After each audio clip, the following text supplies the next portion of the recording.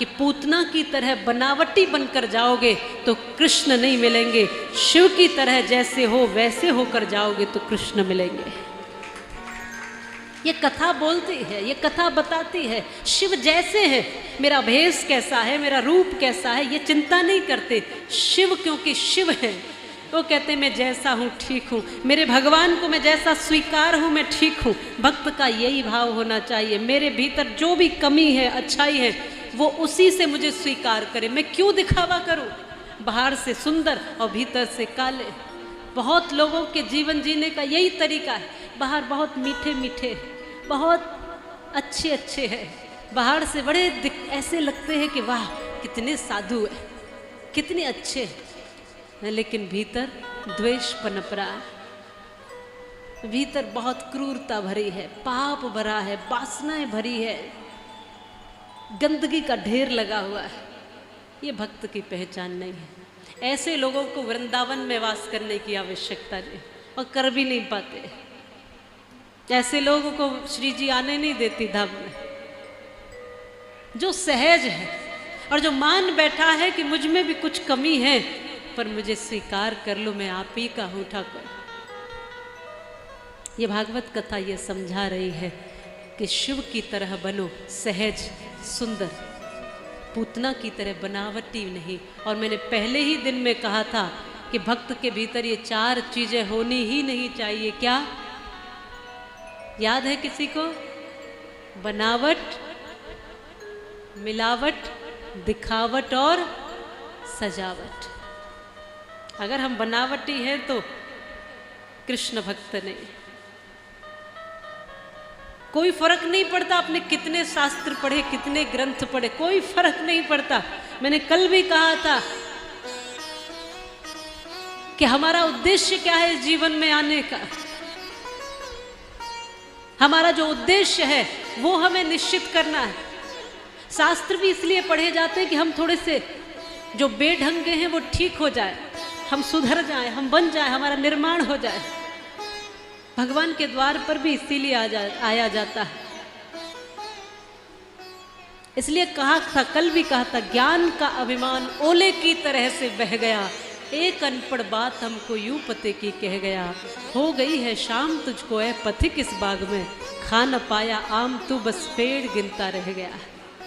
इस धरती पर आप वास्तव में अपना कल्याण करने के लिए आए हो, कुछ बनने या बिगड़ने नहीं। अगर वास्तव में कुछ बनना है तो कृष्ण का बनने के लिए आए हो। ये ब्रजवासी जानते हैं, और हम सौभाग्यशाली हैं कि ठाकुर जी ने हमें ब्रज धाम में जन्म दिया है। इस बात पर हम इतराते हैं, इस बात पर हम गर्व करते हैं, इस बात पर हम बार बार भगवान को धन्यवाद करते हैं कि आपने कृपा करी है। तो जो भी भीतर कलुषित भाव है निकाल दीजिए, आज से ही शुरू करिए। ये निंदा, ये चुगली, ये जो भीतर भरी पड़ी है, इनको समाप्त करिए। ऐसे निर्मल हो जाइए कि ठाकुर जी हमारा हाथ पकड़ के हमें आगे ले जाए। भगवान श्री कृष्ण की अनेक लीलाएं हैं। भगवान श्री कृष्ण ब्रजवासियों को खूब आनंद दे रहे हैं, और साथ के साथ तमाम दुष्टों का दमन भी कर रहे हैं। छोटे से लाला इन्होंने तृणाव्रत का दमन करा। कंस वहां से राक्षस भेजता है, भगवान यहां से समाप्त करके भेजते हैं। किसी ब्रजवासी को पता भी नहीं चलता है, उनके दुख दूर करते हैं। अब भगवान का गर्गाचार्य जी के द्वारा नामकरण संस्कार हुआ। ये माधुर्य कथा श्रीमद् भागवत कथा में है, और उनका नामकरण कौन करे, जिन्होंने हम सबको बनाया। गर्गाचार्य जी ने कहा कि ये रोहिणी का लाला जो है, इसके 4 नाम होंगे, रोहिणी, संकर्षण, बल और राम। पर ये जो देवकी का लाला है, इसके तो इतने नाम है, अनंत नाम है, अनगिनत नाम है, इतने नाम है कि मैं भी नहीं गिन सकता। कोई कन्हैया कहेगा, कोई कृष्ण कहेगा, कोई माखन चोर कहेगा, कोई देवकी नंदन कहेगा, यशोदा नंदन कहेगा, नंद नंदन कहेगा, कोई केशव कहेगा, कोई कान्हा कहेगा, कोई मुरारी कहेगा, कोई माधव कहेगा। इसके तो इतने नाम हैं कि मैं भी गिन नहीं सकता हूँ। अनंत नामों का, अनंत बल और गुणों का धनी है ये यशोदा का लाला, जो पूरी दुनिया को एक जोड़ करके धर्म की स्थापना करेगा। ऐसा है ये लाला यशोदा का। तो गर्गाचार्य जी से नामकरण संस्कार कराया। इसके साथ ही भगवान की कथा हम सबको भी यह बताती है कि हमें भी अपने अपने बाल गोपालों का नाम बहुत सोच समझकर किसी अच्छे से आचार्य से रखवाना है। गूगल बाबा पे सर्च करके रख देती हो तुम, या सीरियल में देखकर नाम रखती हो, या फिर किसी फिल्म में देखकर नाम रख देती हो। किसी अच्छे आचार्य से उनका नामकरण संस्कार कराएं इस बालक का, क्योंकि जीवन पर्यंत एक चीज है जो हमारे साथ रहती है, वो है नाम। बच्चे के 11 दिन के जब वो हुआ है तब से लेकर आखिरी तक एक चीज है वो साथ रहती है। क्या है वो? नाम। इसलिए नाम ऐसा रखिए कि नाम से यदि आप उसे पुकारें तो उसके मन में भी थोड़ा सा स्वाभिमान, सम्मान जगे। अब आपने नाम रख दिया चिंटू। अब सोचिए कौन सा चिंटू एवरेस्ट फतेह कर रहा है? चिंटू।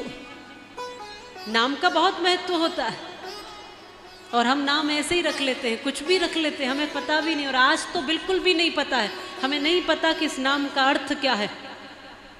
कई हिंदू परिवारों में तो मैं देखती हूँ कि उर्दू के नाम रखे हुए हैं बच्चों के। उर्दू शब्द है, उनको पता ही नहीं है कि हिंदी है कि संस्कृत है कि उर्दू है, और किसी ने बता दिया कि संस्कृत है, बस मान लिया। इसलिए श्रेष्ठ आचार्यों को बुलाइए और फिर अपने बालकों का नामकरण संस्कार कराइए। 16 संस्कारों का विधि विधान है हमारे यहाँ पर, और उन 16 संस्कारों के बारे में हिंदुओं को पढ़ना चाहिए। समय की अपनी मर्यादा में मुझे 3 घंटे में ये सब कथाएं कहनी है, ये लीलाएं कहनी है, साथ में भारत गाथा भी कहनी है। इसलिए विस्तार मैं इन संस्कारों पर नहीं करूँगी अभी। पर एक बात आप जानिए कि श्रेष्ठ आचार्यों से इन 16 संस्कारों को समझिए क्या होता है। गर्भाधान से लेकर अंतिम संस्कार तक की यात्रा हमारे यहाँ है, और एक एक संस्कार हमारे जीवन में बहुत महत्वपूर्ण है। बिना संस्कारों के ही तो हम ऐसे हो गए हैं, बिना संस्कारों के ही तो कंस जैसे बालक पैदा होते हैं। संस्कारों के साथ जो पूरित और पोषित होते हैं वो तो शिवाजी महाराज जैसे बनते हैं, वो तो महाराणा प्रताप जैसे बनते हैं, वो तो भगत सिंह जैसे बनते हैं, जो संस्कारों के साथ बड़े होते हैं। इसलिए हमेशा मैं कहती हूँ कि अपने बच्चों को कथा में जरूर लेकर आया करो, थोड़ी देर के लिए सही, पर बच्चों को कथा में लाओ, उन्हें बिठाना सिखाओ, उन्हें कथा सुनना सिखाओ। हो सकता है उन्हें कथा समझ में नहीं आएगी, कोई बात नहीं, कहो बेटा बैठे रहो। पूरी कथा में से अगर 4 लाइन भी उसने समझ ली, सीख लिया उसने बचपन में कि मांसाहार नहीं करना है, तो वास्तव में वो फिर जीवन में कभी मांसाहार नहीं करेगा। बचपन में ही उसको लगा कि मांसाहार गलत है, जीव हत्या गलत है, किसी मछली को खा जाना, किसी बकरे मुर्गे को खा जाना गलत है, तो वो पूरी जिंदगी कभी मांसाहार को हाथ नहीं लगाए। किसी बच्चे को समझ में आ गया कि नशा ठीक नहीं है, ये बचपन में अगर समझ में आ गया कि नशा अपना ही पतन कर देता है, तो वो कभी जीवन में नशे की तरफ नहीं बढ़ेगा। बच्चे को बचपन में समझा दिया कि परिवार का महत्व क्या है, माता पिता का महत्व क्या है, आपका अपना महत्व क्या है, आपके रिश्तों का महत्व क्या है, तो कभी कहीं न कोई माँ बाप वृद्धाश्रम जाएगा और न किसी के घर में डिवोर्स या तलाक होगा। अगर बचपन में बच्चे ने समझ लिया, सीख लिया। इसलिए हम बाल संस्कार केंद्र जगह जगह लगाते हैं, शिविर लगाते हैं कि जानो तुम कौन हो, तुम्हारा कर्तव्य क्या है, तुम इस दुनिया में पैदा क्यों हुए हो, जानो माता पिता के साथ क्या व्यवहार करना है, बच्चों के साथ क्या व्यवहार करना है। आज बच्चों की, छोटे बच्चों की तो बात छोड़ो, बड़े बड़े लोग भी व्यवहार करना ठीक से नहीं जानते, क्योंकि उनको सिखाया ही नहीं गया। बड़े होकर कोई चीज़ नहीं सीखी जाती माताओं बंधुओं, बचपन में सिखाया जाएगा। मैया यशोदा लोरियों में सिखा देती थी। मैया यशोदा माखन खिलाते खिलाते अपने लाला को अच्छी बात बता देती थी कि लाला ये जितने घर हैं ये सब तेरे अपने हैं, ये सब गोपियाँ तेरी अपनी हैं, पूरा ब्रज तेरा अपना है, जहाँ भूख लगे वहाँ खा लेना, जहाँ जाना हो चले जाना, कोई गैर नहीं है। ये नहीं कहा यशोदा मैया ने कन्हैया को कि ये चार दीवारी तेरा घर है, कहा ये भी तेरा घर है, वो भी तेरा घर है, ये भी तेरा घर है, ये गली भी तेरी है, वो गली भी तेरी है। और कन्हैया जी को लगता था कि सब पूरा गांव, पूरा गोकुल, पूरा वृंदावन मेरा ही है। और यही भाव सब गोपियों के मन में था, सब कृष्ण को अपना मानती थी। इसलिए ये बात बचपन में समझानी पड़ेगी, प्रेम का महत्व तो बचपन में भरना पड़ेगा बच्चे के जीवन में। और इतना प्रेम अपने बच्चों को दीजिए, मैं हमेशा कहती हूँ इतना प्रेम बच्चों को दीजिए ताकि बड़े हो करके उसको प्रेम की कमी महसूस न हो, उसके पास प्रेम का भंडारा हो, फिर वो किसी की तरफ आस न लगाए कि यहाँ से प्रेम मिलेगा, वहाँ से प्रेम मिलेगा। ये ऐसे ही भूखे लोग होते हैं कि यहाँ से प्रेम मिलेगा, प्रेमिका के पास गए प्रेम मिलेगा, वहाँ से प्रेम नहीं मिला तो काट के 35 टुकड़े करके फ्रिज में रख दिए। ये ऐसे ही तो लोग होते हैं जो खिन्न, जीवन से असंतुष्ट, जिनको जीवन में कुछ मिला ही नहीं है। माँ बाप की बहुत बड़ी जिम्मेदारी है। ये कथा यशोदा मैया और नंद बाबा की नहीं है, ये वास्तव में हमारी नंद यशोदा बनने की कथा है। और हम यदि नंद यशोदा बन पाए तो घर घर में कृष्ण खेलेंगे, ये वास्तविकता है। हमें व्यवहार करना नहीं आता जी, तो बच्चों को क्या सिखाएंगे? फिर हम जैसे लोगों को निकलना पड़ता है आपके बच्चों को सिखाने के लिए।